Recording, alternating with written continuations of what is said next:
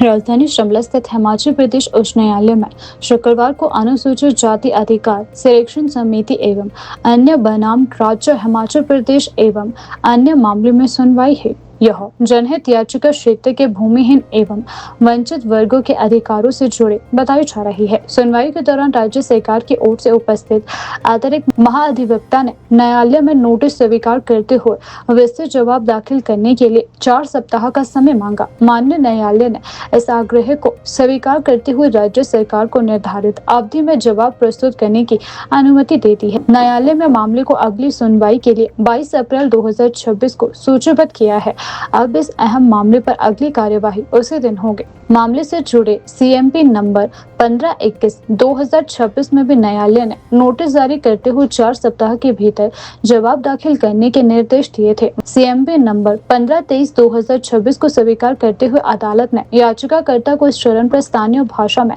दाखिल दस्तावेजों का अंग्रेजी अनुवाद प्रस्तुत करने से अस्थायी छूट प्रदान की है। हालांकि न्यायालय ने स्पष्ट किया है कि यदि आवश्यक हुआ तो 7 दिन के भीतर अनुवाद उपलब्ध करवाना होगा। बताया जा रहा है कि यह जनहित याचिका गिरिपार क्षेत्र के अनुसूचित जाति समुदाय के अधिकारों और हितों से संबंधित है। याचिका में कथित रूप से भूमिहीन एवं वंचित वर्गों के अधिकारों की सुरक्षा और न्याय की मांग की गई है। अब इस महत्वपूर्ण मामले में 22 अप्रैल 2026 को होने वाली अगली सुनवाई पर सभी पक्षों और क्षेत्रवासियों की निगाहें टिकी हुई है। अदालत की आगामी कार्यवाही से मामले की दिशा तय होने की संभावना है। बड़े महत्वपूर्ण मुद्दे पर मैं मीडिया के माध्यम से हिमाचल प्रदेश की आम जनता तक एक संदेश पहुंचाना चाहता हूं कि हिमाचल प्रदेश में जो 1974 में विलेज कॉमन लैंड एक्ट बना था, उसमें 2001 में अमेंडमेंट हुई और 2001 में जो अमेंडमेंट हुई उससे जो 26 जनवरी 1950 से पहले के जो मालिक थे या बाद के मालिक थे, उनको ज़मीन दिलाने के लिए और उनमें विलेज कॉमन लैंड में जो हिस्सेदारी देने के लिए वो जो 2001 में अमेंडमेंट लाई गई वो आम जनमानस के खिलाफ थी। क्योंकि जो 2001 की शामला ज़मीन में जो अमेंडमेंट हुई, जो एक्ट में अमेंडमेंट हुई, उसमें उससे जो पहले है वो हिमाचल प्रदेश के जो गरीब लोग हैं,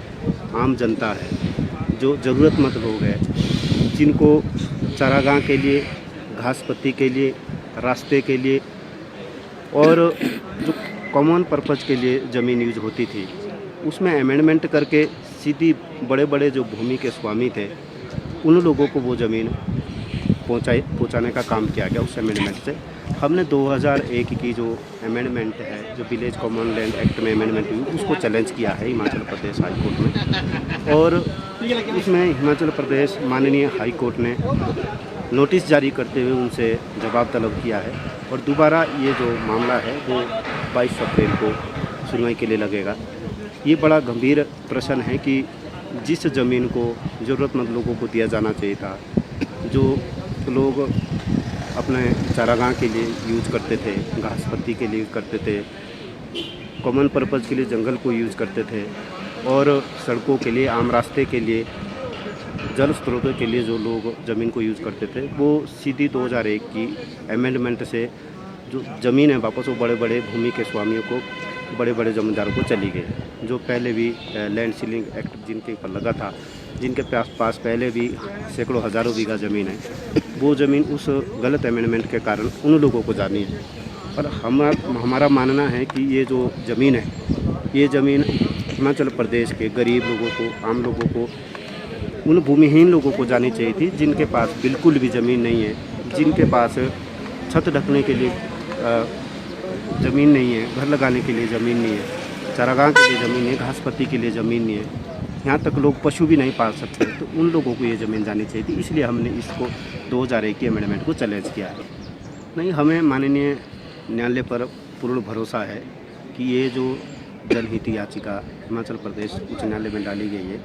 उससे आम लोगों को ज़रूर फ़ायदा होगा और जो गरीब लोग हैं, जो ज़रूरतमंद लोग हैं, जिनके पास बिल्कुल भी ज़मीन नहीं है, तो उन लोगों को ज़मीन में हिस्सेदारी दिलाने के लिए ये जो जनहित याचिका वो डाली गई है। हमें न्यायालय पर पूर्ण भरोसा है कि न्यायालय ज़रूर उनका हक उन्हें देगा।